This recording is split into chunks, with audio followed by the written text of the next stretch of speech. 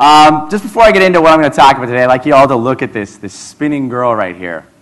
Now, you either see her doing one of three things. She's either spinning clockwise, she's spinning counterclockwise, or if you're very good, you might be able to make her switch directions and spin both ways.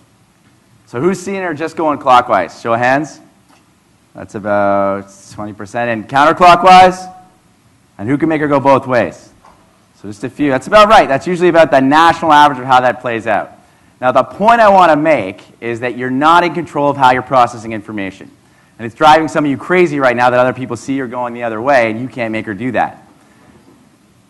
You can stare at her for hours. I've stared at her for 20 hours. If you can't do it, you just can't do it. It's just a thing. And people have hypothesized that if you see her going clockwise, you're more emotional. If you see her going counterclockwise, you're more rational. And that's actually not totally true. It's just from the website where they actually have her spinning. If you want to find her, if you Google spinning girl, you will find her. And you can stare at her for as long as you like. But again, the point I want to make is that people, humans, are not in control of the way we process information. So as researchers, we need to take that into account.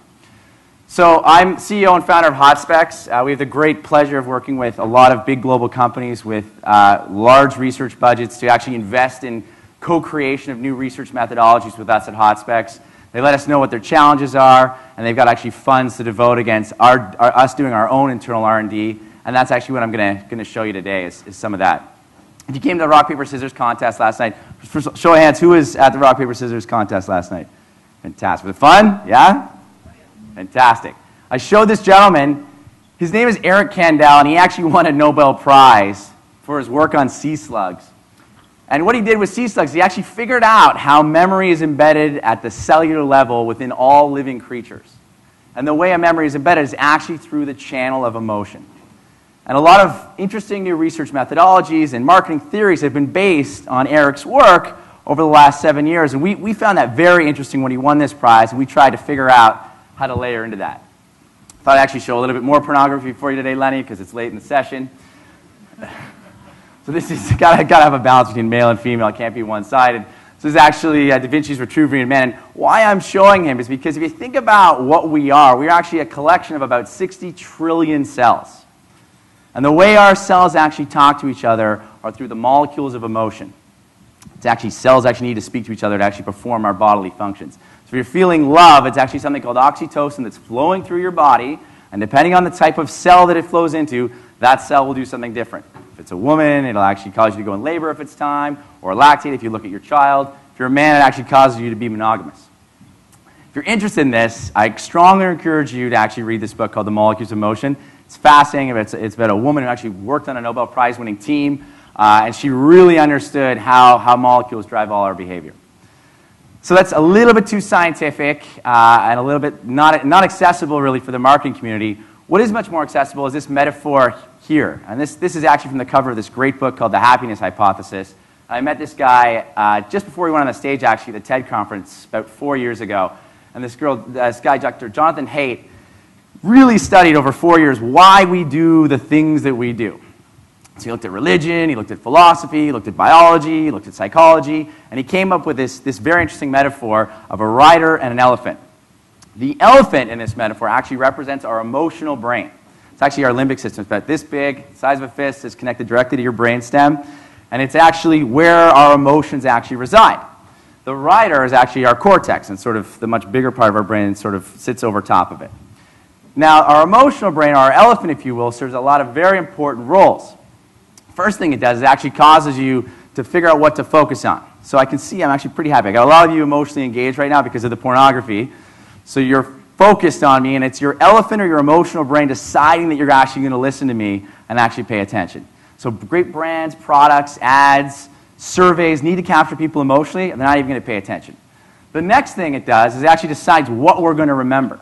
So who remembers their first kiss? Show of hands, don't be shy. Hopefully you've all had a kiss in your life at some point. So it was a long time ago, right? And the reason why you remember it is because your elephant did that to you. When you experience a powerful emotion like your first kiss, something called neural growth hormone is released in your brain and in your cells and causes that memory to be wired into you, and it becomes actually part of you. So again, if you're going to be successful as a marketer, you must leverage emotion, because if you can't get remembered in your brands and products and advertising, you can't get bought.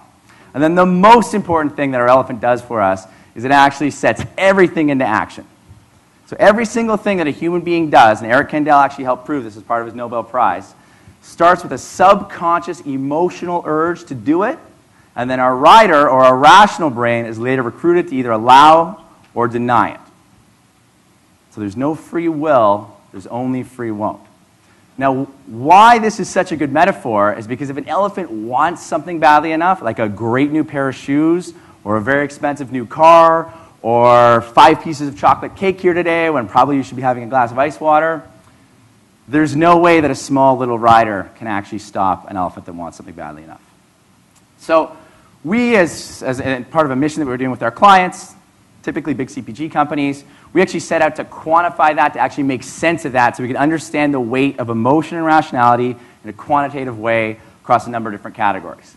We started out, we looked at about 101 different brands with over 21,000 different respondents, and we figured that on average, it's about 50-50 rational and emotional in terms of what the actual drivers are that drive purchase and loyalty. We found that in the vitamin category, for example, it's about 70% rational, 30% emotional.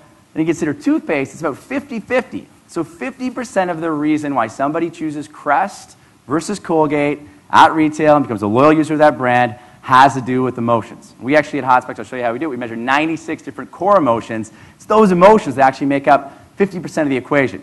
So if you're just looking at rational stuff, you're almost missing half of what's driving a category. Perhaps most interestingly is when we did work on smartphones. Now you'd think it's all about security and battery life and usability and does it work in global places. It's all about that rational, functional stuff.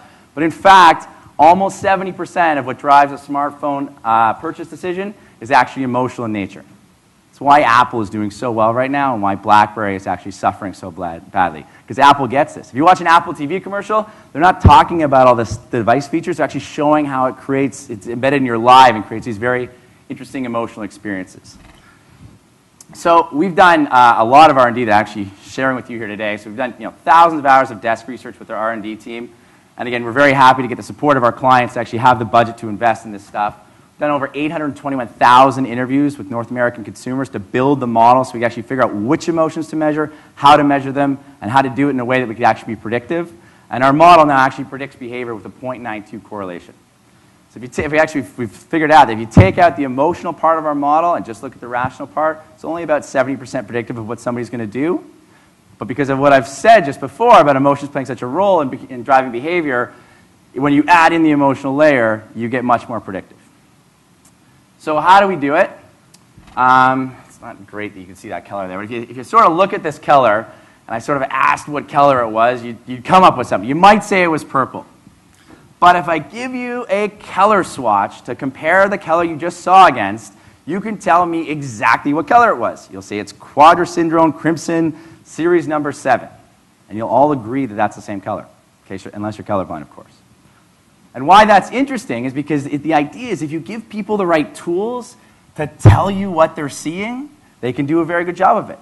The same is true with emotions. So you can create an emotional identikit to help people understand about those chemical reactions that are happening in their body so they can verbalize it, they can all do it, and they can all do it very well. So we started out with about 5,000 different emotional words that we sort of gathered throughout the internet and through different forms of media. And we actually boiled that list down to a more manageable list of 96. You can't ask someone which of these 5,000 emotions do you feel about your smartphone or your toothpaste. It would just be far too abusive in any survey process. So we got to this list of 96 that we actually found to be highly predictive. And then what we did is we actually mapped those using something called 3D multidimensional scaling to sort of figure out how all these emotions relate to each other so you can bring it back into a context that marketers can actually work with to actually grow their brands. So you can see from the globe, we actually flatten it, and then our most interesting discovery was actually this. We call this our emoji sphere. So these are 96 core emotions, and what's interesting about it is this actually is a big part of what drives behavior. Now I want to draw your attention to the circle in the middle, sort of the core positive emotions. Connection, optimistic, trust, satisfied, happy, warm, pleasure, liking, love. These are the emotions that you feel about all your favorite people, your favorite brands, your favorite food. This is your body, your elephant addicting you to do this stuff. And so any great successful product or brand actually has to capture those emotions or they just can't work. I'm actually going to show you a food example later on using mobile devices. And food typically pulls over into this gray area over here, sort of the familiar territory. And that's an interesting place for food. Beer tends to sort of be over here. Smartphones are more up in the upper territory up here. Now, an important thing I want to note is that you get away from these center core emotions, you end up with to the negative emotions.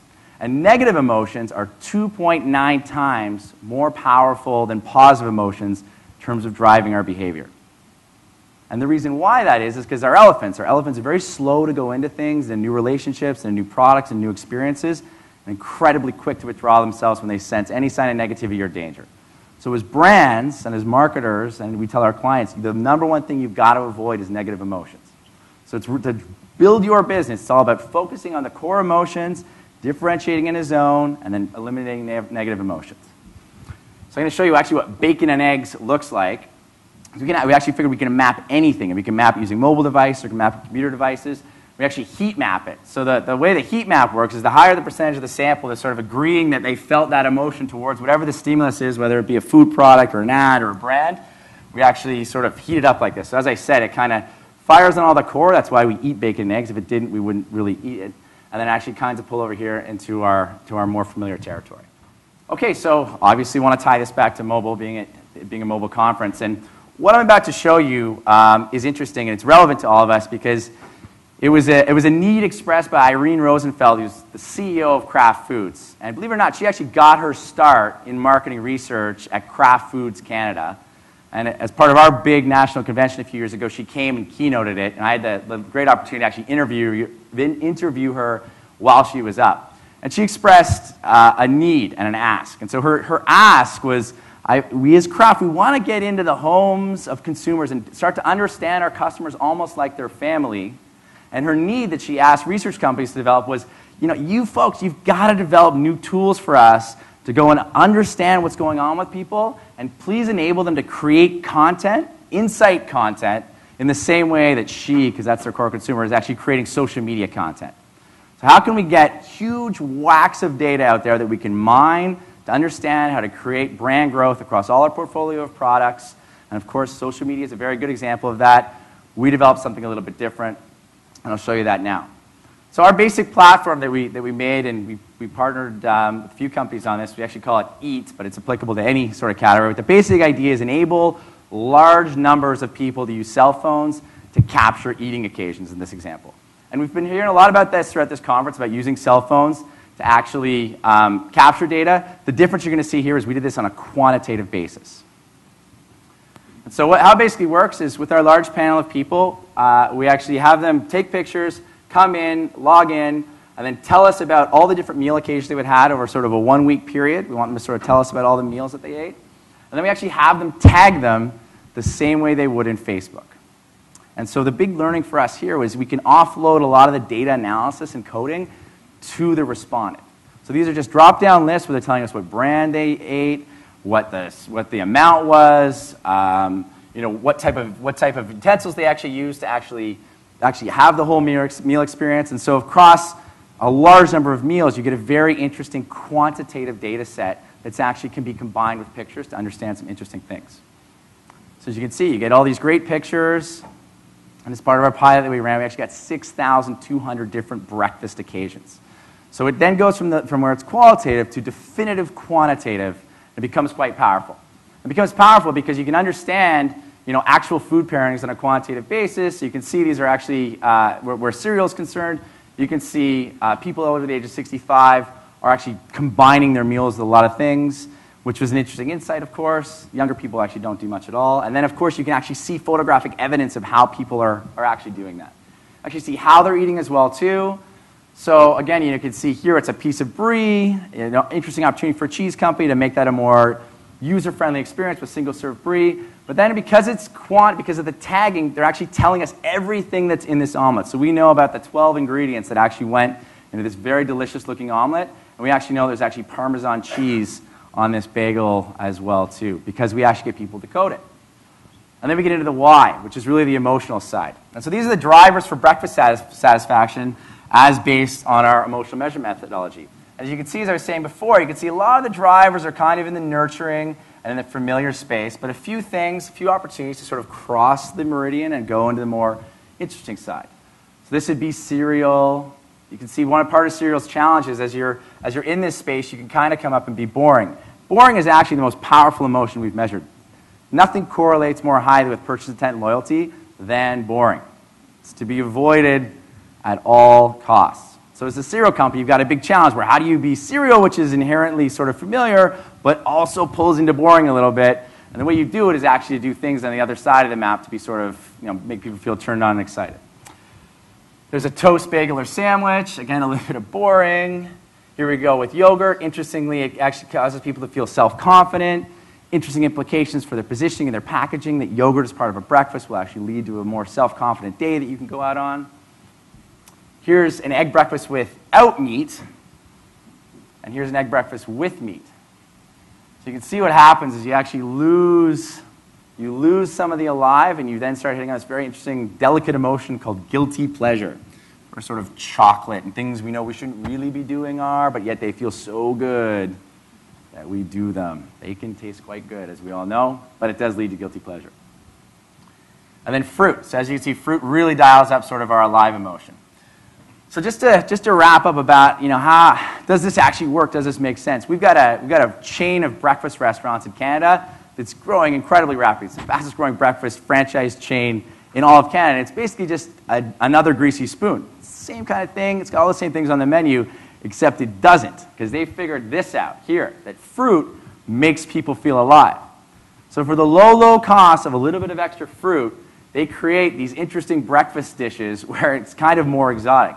Here's a better example where it's kiwis, and they put bananas in toothpicks so it stands up. And so just adding that little bit extra fruit causes people to go. There's lineups like out the door and around the corner at these places on Saturdays and Sundays, and they charge about 30% more for the breakfast. And I bet you they don't even know why they're doing so well, but they've just sort of stumbled into the idea that fruit has actually caused people to feel alive, and because when you get into that emotional state that actually drives behavior, we know from our research that it does drive behavior, you get these fantastic results.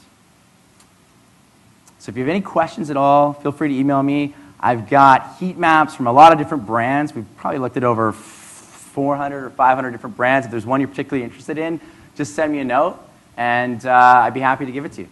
Thanks. Thank you, Shane. Thanks, sir. All right, questions about all you P&G PR folks. I'm sure there's some questions in the audience from you. P&G PR folks? The P&G PR folks, product research, yes. And, oh, no, they're saying they're going to talk to you later. That's what they're all saying. Okay. Right? No, any other questions? This is the first, the second session we've gotten into, actually the third session we've gotten into emotion at a fairly deep level. So, and we've had a couple different approaches around all of that. Yes, Rolf. Shane, a question. How would you compare what you're doing in terms of emotional measurement versus, say, automated processes like what Affectiva is doing? How do you see the pros and cons of trying to automate this in terms of automatically analyzing facial expressions versus getting people to expressly describe it? Yeah, so it's a very good question. I mean, emotion is very complicated. As I said, it's sort of when you're experiencing an emotion, it's something that's it's a chemical reaction happening within your body. The 96 that we measure, you kind of got to ask someone right now to actually tell you what they're actually feeling. Because we've looked at all the other stuff, and we have a relationship with the neuroscience lab, and we've tried all that technology. We're very excited about the ability to automate that. The thing we're most excited about is actually real-time neurotransmitter measurement, which is obviously a very intrusive methodology, and don't know how many respondents would sign up to be having blood samples taken while they're being exposed to a concept. But all this sort of biometric stuff is coming. We don't really see any of it working particularly well just yet. Sure. Curious how this meshes with some of the research we've seen from Brain Juicer on so-called hot states, and if this data might change based on if individuals were in some of those so-called hot states. So I'm not familiar with Brain Juicer's hot states. Is there anybody from Brain Juicer here that can explain what a hot state is? AJ? Well, you know what? In the interest of time, let's have that conversation. After. We can meet after coffee with the Brain Juicer people. It'll be very productive. I was just curious, when you had consumers looking at these words that describe the emotions, doesn't that kind of move them into a rational space? Are they evaluating and analyzing and drawing distinctions between emotions, and how you account for that in terms of getting to the real emotion as opposed to what their self-auditing is of what those emotions are? I mean, it's a very good question. So the idea was, we did a lot of R&D on this, almost over 800,000 interviews to figure out, how to present response with the right kind of question set. And the way we do it, I should have showed you an example actually, is we sort of start with sort of macro emotions, and they sort of slide a bar around. So if it was interested in bored, so you've seen a concept, you're either interested or you're bored. You know if you're interested or bored in a concept. And if we sense that you're interested, then we get more specific. Are you fascinated? Are you amazed? Are you thrilled? And what we found is that consumers are very good at actually saying, you know what, I actually am amazed. But again, we've it was 100 different ways we tried this before we found the right mix that actually was A, easy enough for a response to do, and B, extremely predictive of their future behavior that we did through a few longitudinal studies. But that was our, through our R&D, you hit the nail on the head, that was our biggest challenge, was to make sure we were doing that in the right way. I want to point out, too, as this topic has come up more and more about emotional measurement, and kind of like the social media conversation, there's 50 different ways, 50 recipes to bake this cake. I think the vote is out on what's the best as of today. We're learning as we go forward. But the understanding that it's an important piece of the puzzle is something that I think we all agree on, regardless of whether it's hot states or neuromarketing or text analytics, whatever the case may be. So that's important. All right, big round of applause for Shane. Thank you. Thanks.